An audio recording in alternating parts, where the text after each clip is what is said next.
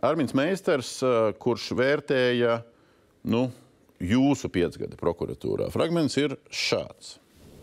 Es šobrīd runāšu ne tikai savā vārdā, jo es pārstāvu visu Rīgas tiesas apgabalu un varbūt pat vairāk, jo kolēģi man uzticās un ļoti daudz ikdienā komunicē un apmainās ar saviem ieskatiem.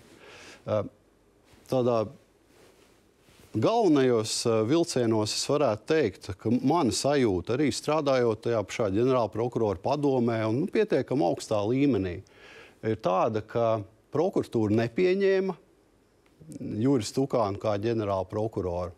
Nepieņēma gan viņa personisko īpašību dēļ, komunikācijas dēļ, skatījuma dēļ, un visus šos 5 gadus tāda neveselīga gaisotne prokuratūrā arī valdīja.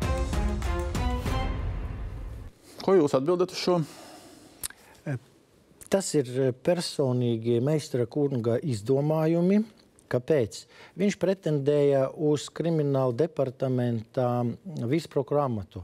Viņš ir izlasījis, es arī esmu izlasījis, un komisija ir lasījusi, ko par viņu sarakstīja gan apgabala, gan pirmā līmeņa prokurori, un kāda veida gaisotni viņš ir veidos.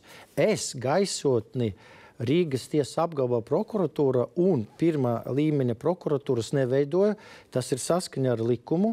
Meistara kunga bija uzdevums. Un ja viņš ir novadis līdz tādai situācijai, viņam būtu jāatzīst kļūdas un jāiet prom no amata. Ko par viņu sarakstīja? Kas? Ko sarakstīja par viņu? Es droši vien to arī jums šobrīd, es tā no galas neatcerēšos pateikt. Tas ir materiāli, kuri bija šīs izvērtēšanas komisijas materiāli ar ierobežotu pieejamas informāciju. Es nedrīkstu droši vien viņus arī izpēt. Bet labi, Meistara kungs, viņš var teikt vienu, es jums varu teikt citu.